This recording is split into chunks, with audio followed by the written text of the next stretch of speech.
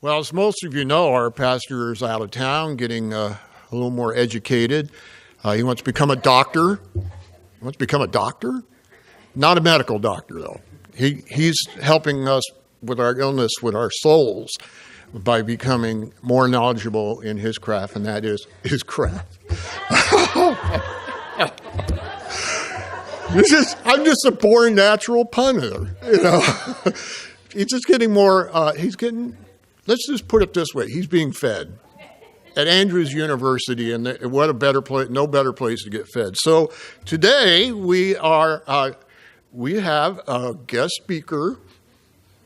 Guess who? Right.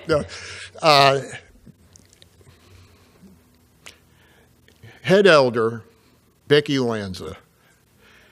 Now, for some of you, I was a head elder for a long time, and I could watch how she walks with the Lord, how she has handled herself through some of the issues and things around here, and I still learn from her. She is a wonderful lady from a wonderful family and with a very supporting husband who opened her door to anybody that needs it. And I know there's some of you who have had that door open to you. I can get emotional too. And I just love this lady. She is going to bring us our message this morning. I know that it's not her message. It's what God has inspired her to share with us today. Head Elder Becky Lanza.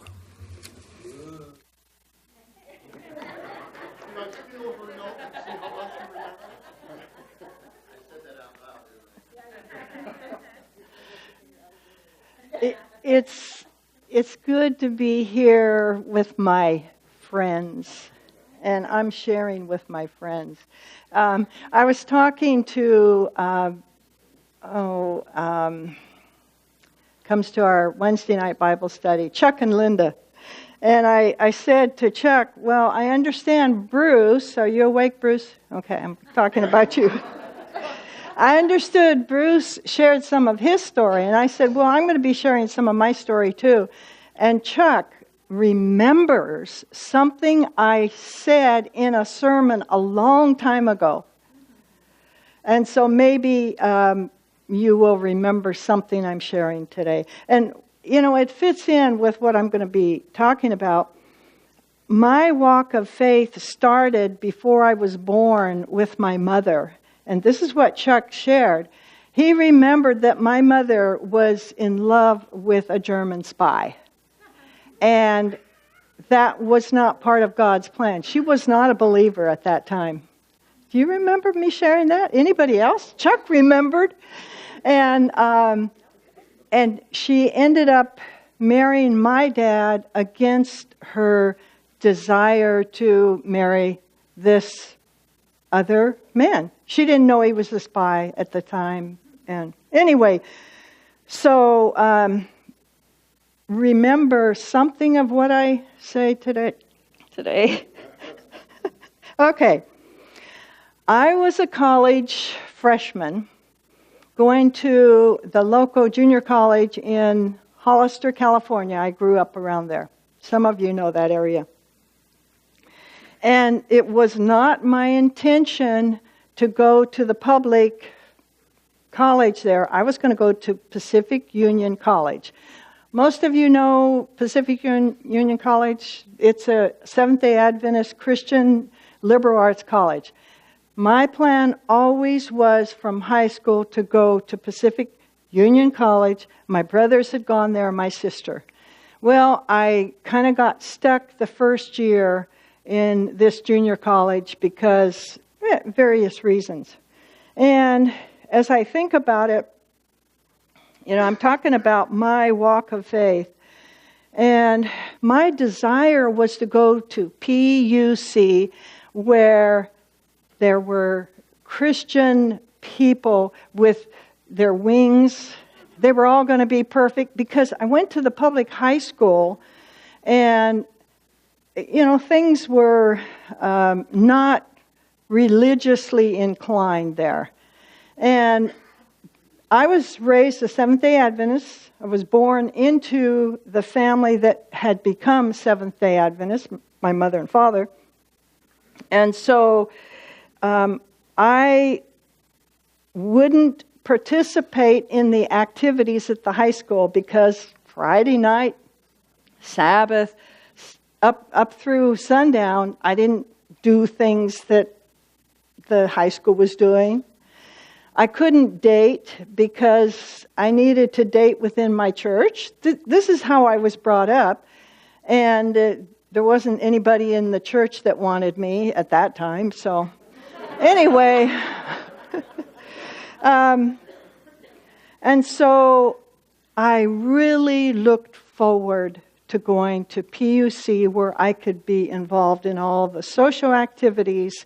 And in my day, you went off to where's Dick, my husband? Yeah, I always have to talk about him. You go off to college to get a man. And I've shared that story with, sometimes before. But anyway, I was really looking forward to going to PUC. But I was stuck in this community college. When I was in high school, some of you of my vintage will remember back when there was a race to get to space. The United States and Russia. You remember Sputnik? Okay. Russia had sent Sputnik up, and they were ahead of us. So our educators got together and said, we need more science and math. And so when I was in, was it high school? Yeah. When I was in high school, I, along with about 30 other kids, I was a good student because I couldn't do anything else. I couldn't date and all, so I just studied. And so we got put in these intensive science and math classes all together. There was about 30 of us. And so when I went on to junior college, I continued on, and you may think this strange, but I was into electronics. And I took my math classes, and I was in a electronics class program. And I was having a good time. And some of you, have you ever built a little crystal radio that is just a coil of wire, a diode, a capacitor, an antenna, and some earphones? Now, that was significant. In my day, radios were how big? This big. You young people don't have a clue. A radio that you put your ear up to. And so I thought that was exciting. And my major professor was into ham radio, and I would get on the ham radio, and we'd talk to people all over the world. That was a big deal then. It isn't today. And so my teacher said, well, you're really enjoying this stuff, this electronics stuff and all. Why don't you go on to a college? He says that little church college that, you need to go somewhere where you can use your math and your science skills. And I'm listening. And so he started talking about DeVry University. And you probably heard that one. And I'm thinking, okay, go there and become an engineer or something and make lots of money. And then also I found out that there was only going to be a few women there, so, you have the pick of the litter. And also I was a little country bumpkin, hardly ever been out of town, so there's the adventure of going to another state. And so I got on the computer and started, no, we didn't have computers then. Oh, excuse me. Snail mail. And I wrote to the college, and I got a packet, and you look at these packets, they're exciting. And so I was really thinking about going to DeVry University. And I actually filled out the application, and I sent it in, and I got accepted. And come summer, I'm getting close to packing my bags.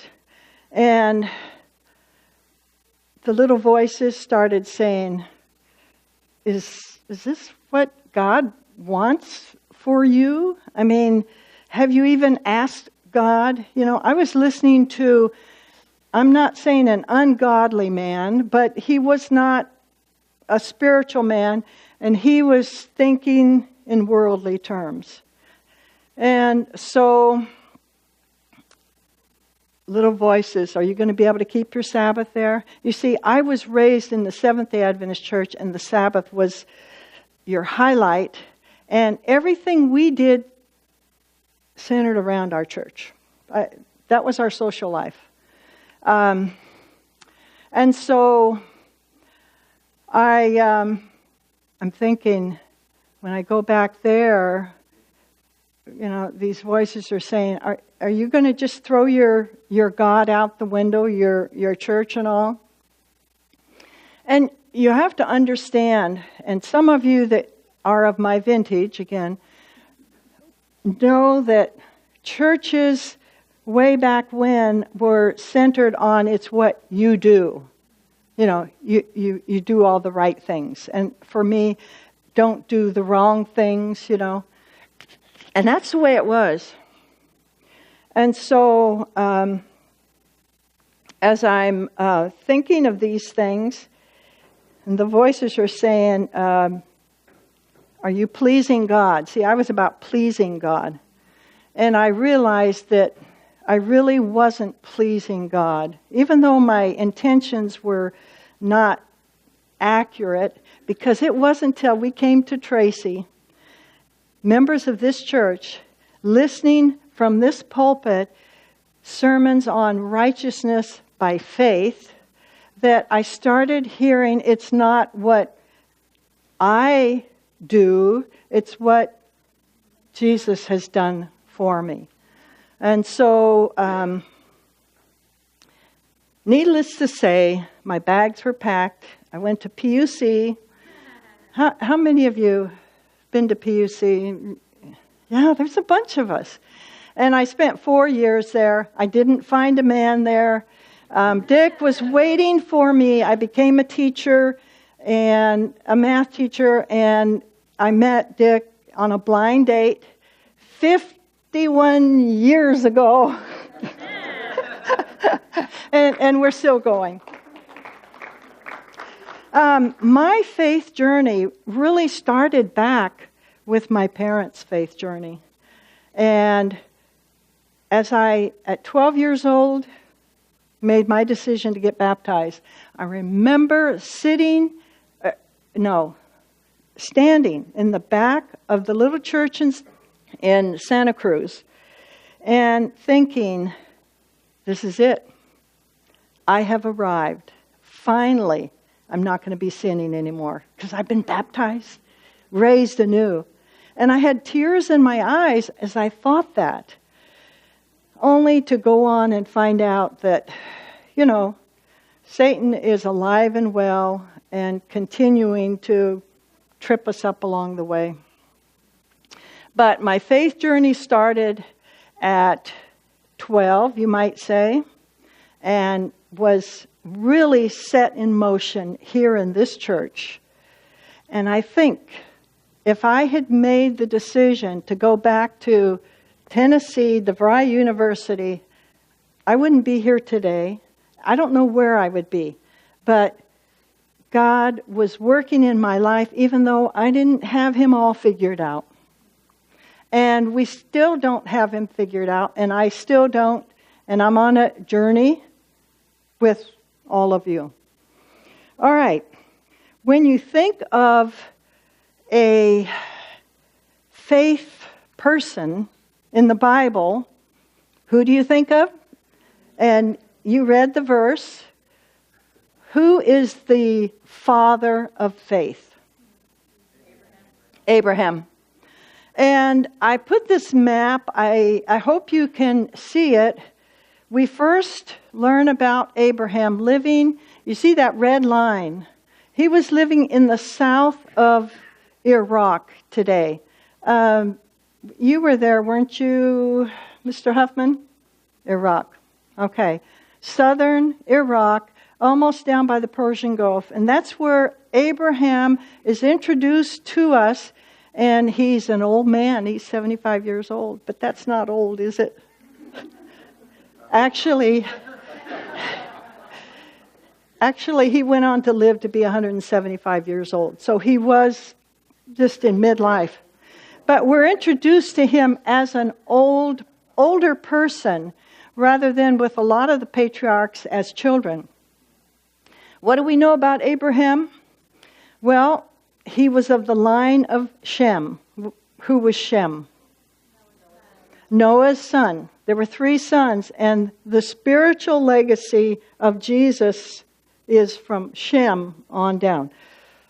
Abraham is living 400 years past the flood, about 2,000 years into Earth's history. So it kind of gives you. And, the flood had kind of destroyed the world, and God wanted to start over again with his sons. And Shem carried the line down, but idolatry was everywhere. It wasn't working out too well. They believed in many gods instead of just one God. And Abraham still believed in the one God, even though all the rest of them were way out there. And God saw something in him that he needed. And he called Abraham. And Abraham was what we call the father of faith. But as he started out, where was his faith? We know it's an extensive story, and I wish we could go into a lot of the story, but I might be skipping through some because, I feel like we've already been worshiping and a lot was going on, and I don't really need to talk too much. So, Abraham, I envision one early morning, hears a voice. And he looks around. Is that you, Eliezer? Who was Eliezer? His trusted servant. See, you know these. I'm really a teacher. Can I just ask you to fill in all the blanks? And he hears God's voice. Go from your country, your people, and your father's household to the land I will show you. And here's Abram. His name first started out as Abram, and his wife Sarai. So I'll go between Abram and Abraham, that same man. He's living the good life. He is wealthy. He has an extensive stock portfolio of camels and donkeys, and I think he must have had some chickens. And he had lots of servants. But one thing he lacked, he had no children. And in those days, it was very significant to have a son to carry on. And so he's living the good life, but something is missing. Now, early in the morning, he hears this, and he recognizes God's voice then. And then, Sarai, wake up. Did you hear that voice? Oh, go back to sleep, Abram. Go back to sleep. No, Sarai, listen. God wants us to pack up our bags and leave town. And Sarai sits up in bed and says, what? I mean, she's 60 some odd. She's 10 years younger than our friend Abraham, her husband. And she's well established there. In those days, they didn't move around. They stayed in an area, the extensive family. And so, we're born here, we're raised here. And she says, Abram, our new house is almost finished. The furniture's coming and the curtains. Why would we leave now? And then Sarai, you have to hear the rest of it. I will make you into a great nation, and I will bless you, and I will make your name great. And Sarai says, Abram, does that mean we're going to have children? I will make you into a great nation. And she perked up. Now, a woman in that day was a curse. You didn't amount to anything if you didn't have children. And the longing of her heart was to have a son for Abram. And it wasn't happening. I'm going to make you into a great nation, and I will bless you. And this was read by faith Abraham, when called to go to a place he would later receive as his inheritance, obeyed and went, even though he didn't know where he was going. Do you like to know where you're going?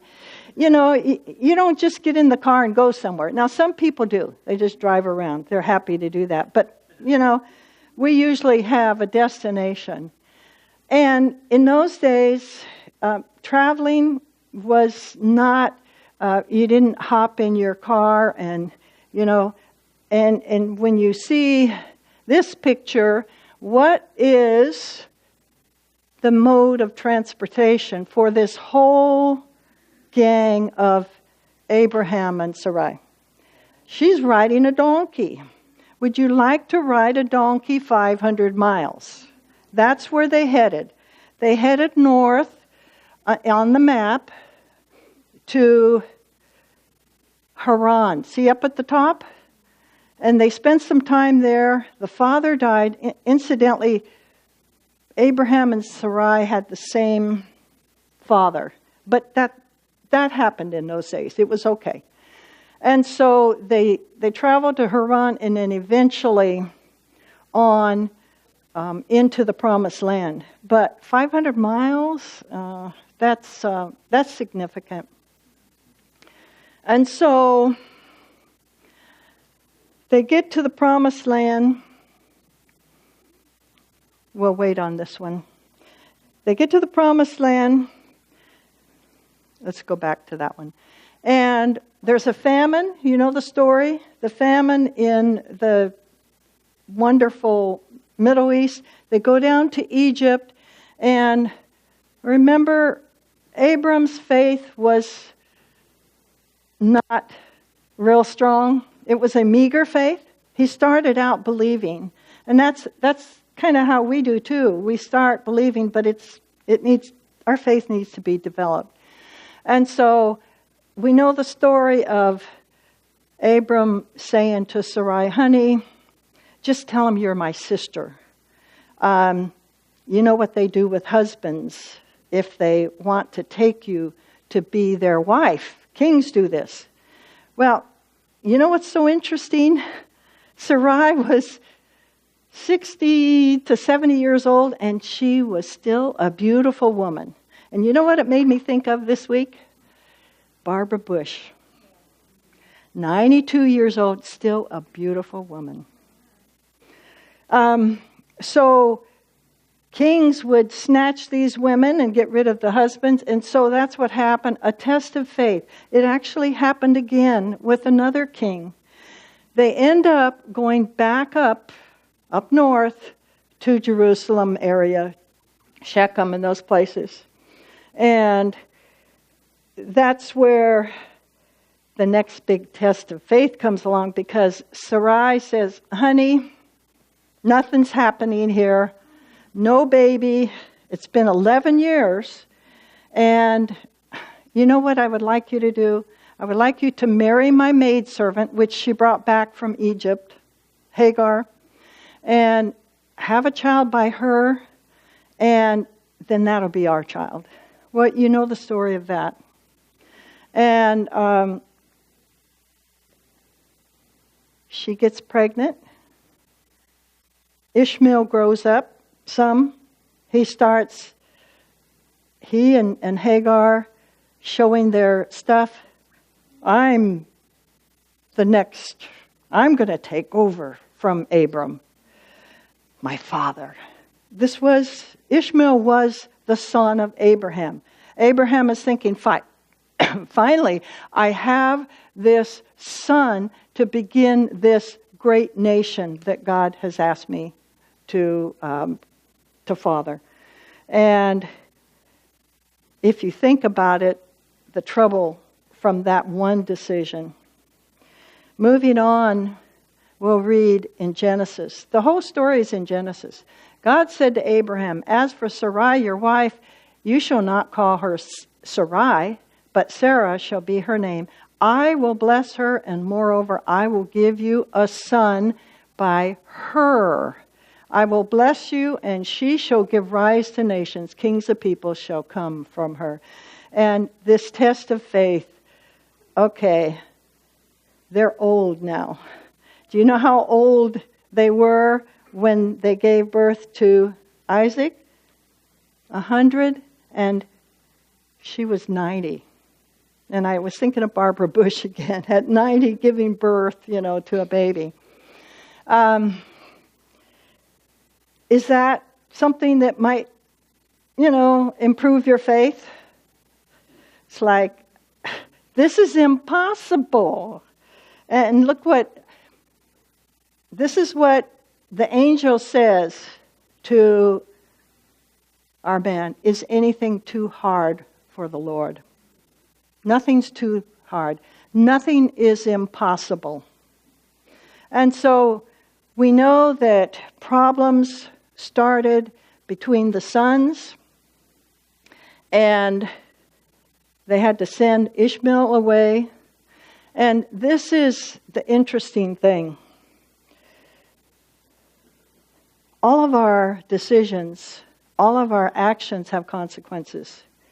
This other son that was Abraham's son, look what it says. This is what the angel is saying to Hagar when she's pregnant. You are now pregnant. You will give birth to a son. You shall name him Ishmael. For the Lord has heard of your misery. He will be a wild donkey of a man.